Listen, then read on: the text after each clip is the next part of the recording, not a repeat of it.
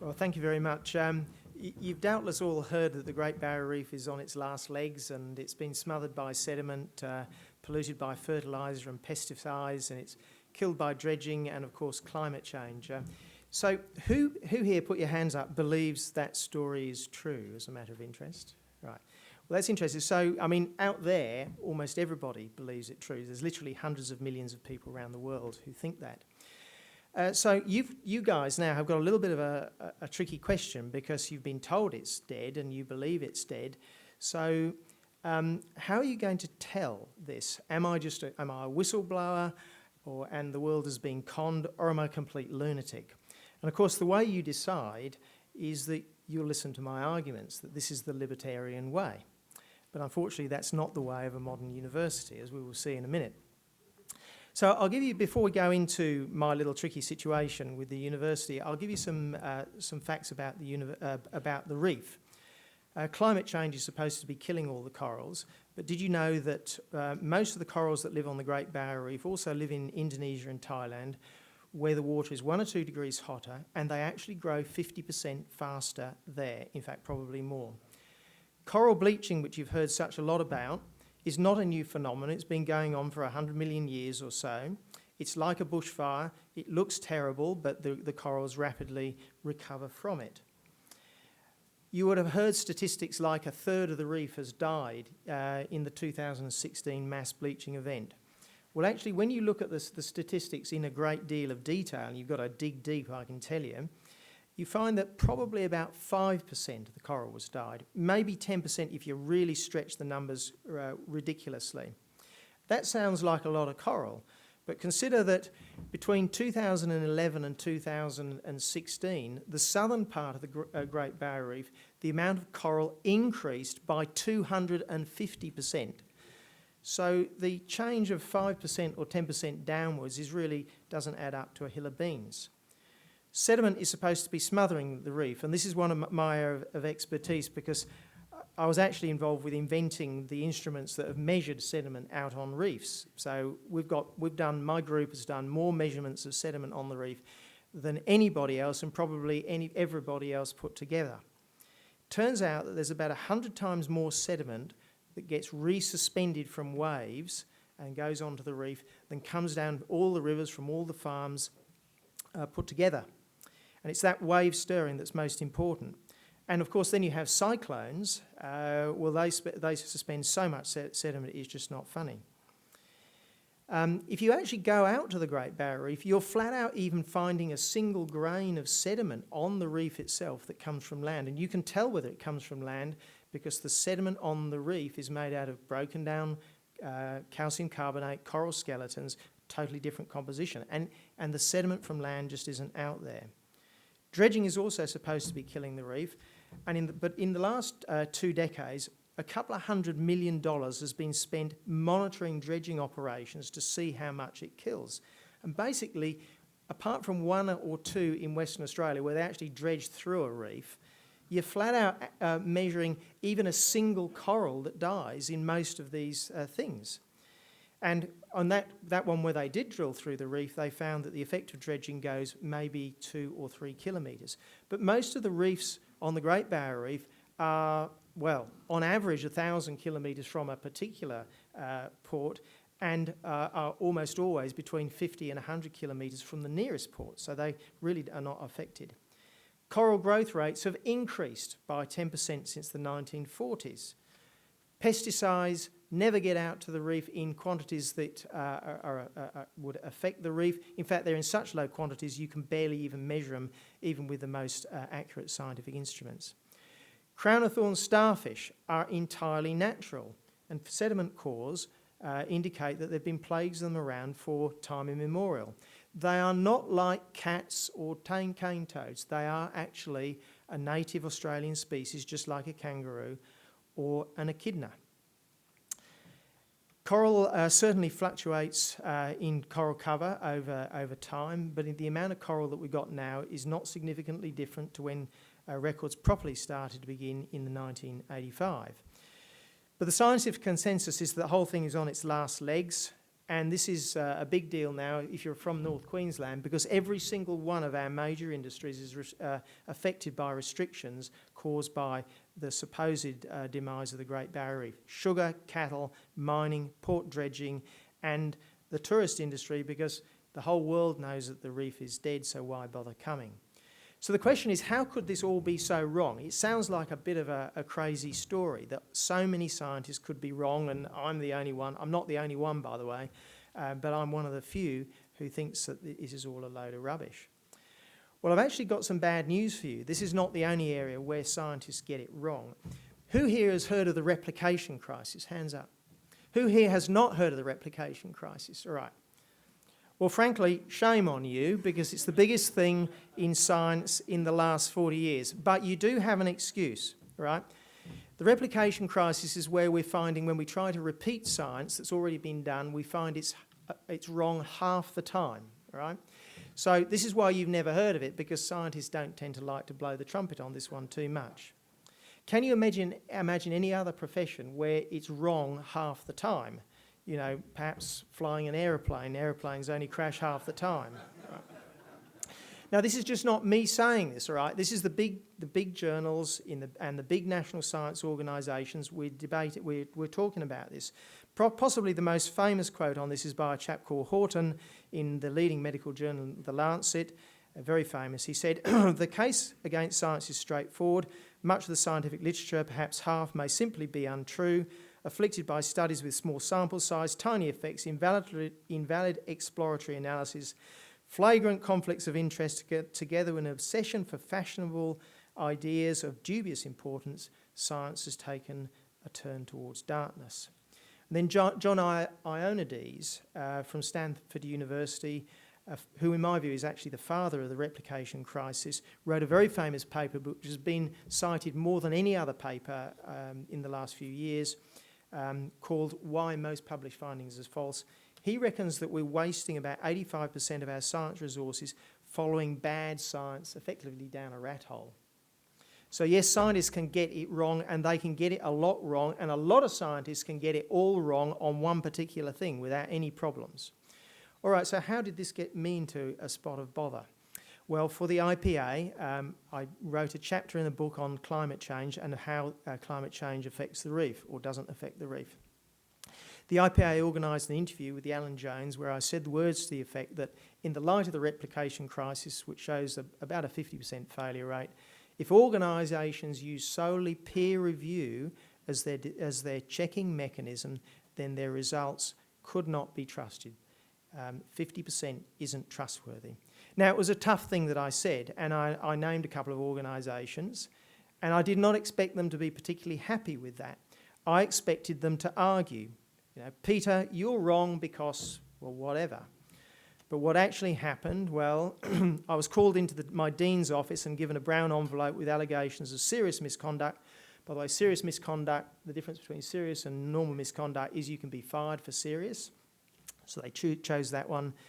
They told to keep all the allegations secret. In my view, that was in total contravention of my work contract.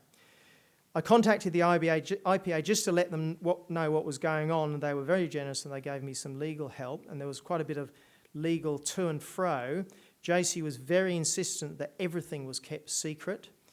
The legal things were going pretty well for me, I thought, but then I got called up to the Dean's office a second time and given 25 more serious misconduct allegations, mostly for not keeping things secret. They trawled through my emails. They had no reason to do it. They trawled through my emails for dirt. They read every single one. And I can tell you that you start to sweat when you're reading a 128-page document of allegations which they've dredged from your emails. You wonder, well, what have I said? And when I got to the end of it, I breathed a huge sigh of release because I'd actually not said anything that I was ashamed of, which was a surprise. But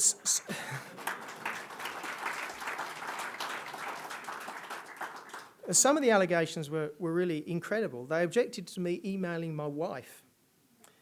In another email, this was emailing my wife about the allegations.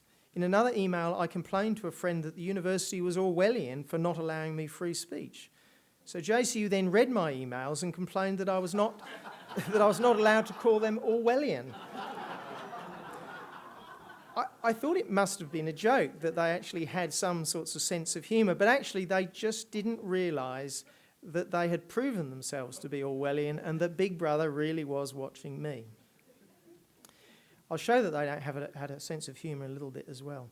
The case dragged on for some time, legal to and fro, and it was draining resources, but we decided to file in court to fight it, right? In my opinion, at that stage, the university wasn't expecting us to do that, and they certainly weren't expecting the fight or the really bad publicity that was coming about. So as soon as we filed, within a day or so, they gave me a final censure, your last thing, and told me to keep it secret.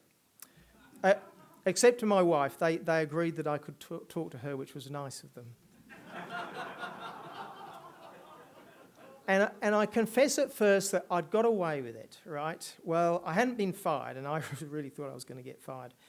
And I was inclined to accept it. The final censure, I'd kept my job. We'd fought the battle to a draw, and my wife disagreed, in fact. She said, "You are now silenced, and JCU has you where they want you to be, with a gun to your head, with the final censure, and a muzzle on your mouth." I couldn't really say anything without taking the risk that I was going to get fired.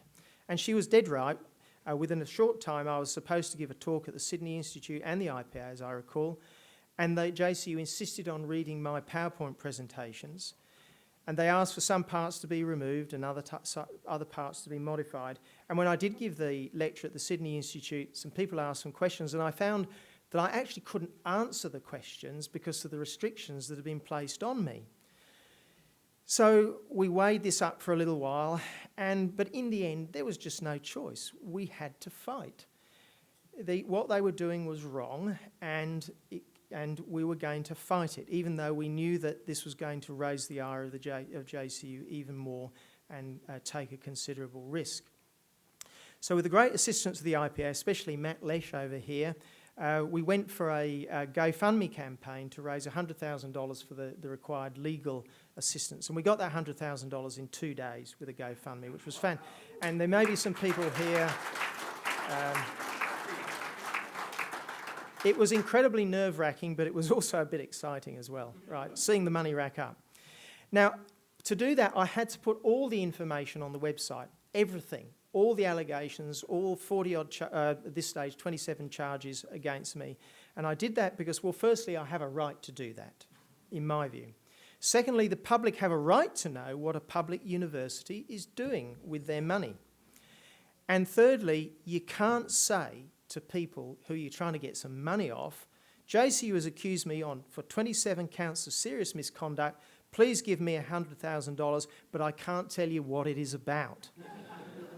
Remember, these donors know I work at a university. I could have been touching up the first-year ladies. They need to know everything, so I have to, well, it's true, isn't it? That's what people think. We're talking about 27 cases of serious misconduct. People start to wonder, well, what has this guy done? And that's why I had to tell people, hey, guys, it's nothing bad, all right? I just said some things. All right, well, the GoFundMe campaign made JCU really angry, especially as there was lots of very adverse publicity. So there was a third meeting with the Dean, and I was given another brown envelope with a dozen or so new allegations. Again, they claimed that I broke the illegal secrecy directive, and they trawled up other matters, all of which I put online so that other people could judge whether I was guilty or not. My favourite allegation was an email I sent to an old friend, an ex-college, with the subject line of the email, "For your amusement." And I attached a newspaper article about my case, which was fairly uncomplimentary to JCU.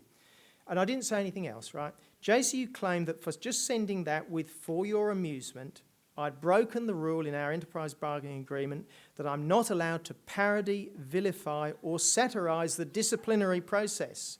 And by saying "for amusement," I had done that. I've never heard anything more pathetic in my life. I must say, I laughed when I read that one.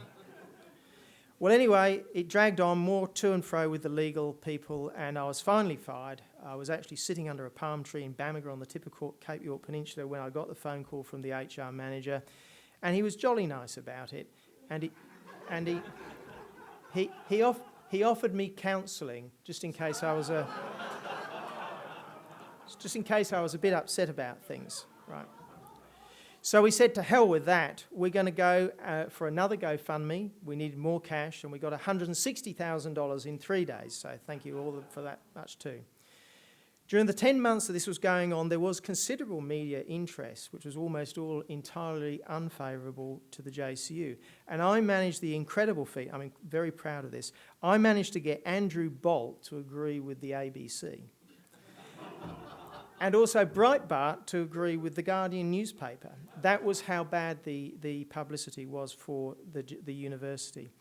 Now, you may wonder why JCU was so keen to keep all the allegations secret, and you may think that it was because JCU might have think that it would reflect badly on them. But actually, by enforcing the secrecy provision, the illegal secrecy provision, the victim cannot get help and cannot organise resistance. The secrecy provision is a powerful tool to control the academics, or in this case, the proletariat, I guess. If I had not been able to talk to the IPA or do the GoFundMe campaign, I could never have got the legal help. I would have been fired much sooner, and I would have had no hope of fighting back. So that's why this secrecy provision we're fighting so hard, because it means that people can't fight back. I won't go into any much more detail on this. The court case will be held in mid-November. The court case will not be fought on common decency. If it was, I would win. I've no doubt about that. But it's on the legal definition of the enterprise bargaining agreement. I know I'm off by heart. 54.1.5, Section C is what it's going to be fought on. But anyway, we've got a good chance of success. We've got an excellent legal system, but it's not certain.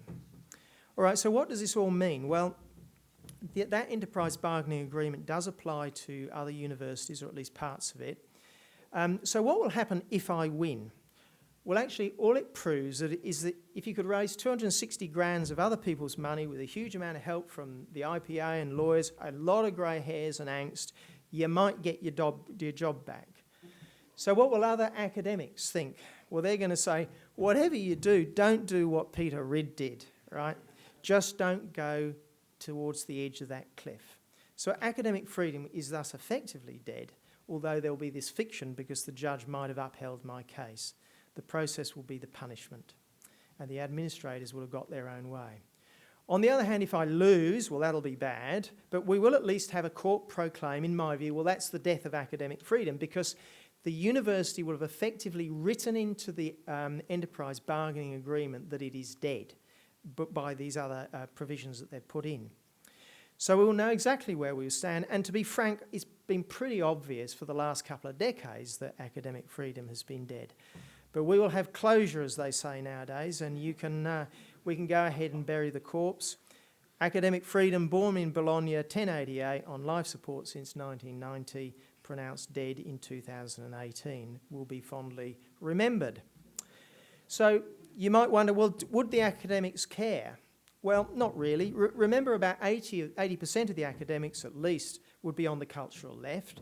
Of the remainder, maybe only 10%, mostly in the engineering and hard science area, would be working in potentially, not in those areas, would be working in potentially controversial fields. So they're not worried. So of those 2%, of the remaining 2%, there'll only be a few who will firstly have sort of the personality to fight, will have no mortgage and good superannuation. I'm at the end of my career, so it doesn't really matter. People say it's brave. It's not brave. I'm near the end. I'm near retirement. In fact, there's a responsibility for people in my position to take these risks. But anyway, what you end up with is about 1 in 1,000 academics who are actually effective and willing to fight to do anything about it. So don't expect a groundswell from the academics. So the big question, is academic freedom already dead in name? Well, probably. Do we give up on universities being the main font of our original thoughts and cradles of vigorous debate? And is it now, in fact, the blogs and the new media which are doing that? Well, in most fields, I think that is absolutely true. But in the sciences where I am, where you need money to actually do this research, and I've been doing this for 25 or 30 years and come to these conclusions, you still need a decent university, and we don't have that. And we've also got the terrible problem that everybody talks about, that we are still entrusting our children to these people, and that's a big problem. So universities are definitely no longer a net benefit to the society. We really do need to reform them. I have some ideas about how to do that. Well, anyway, I want to leave on a sort of an upbeat note. So remember, the Great Barrier Reef is fine. It's actually bloody marvellous. So tell people that. Tell your children, because I know that there's a lot of very depressed children who have been told at their school that the thing's dead, and they're actually depressed about it, and it's not. And also, wish me luck in November. Thank you very much.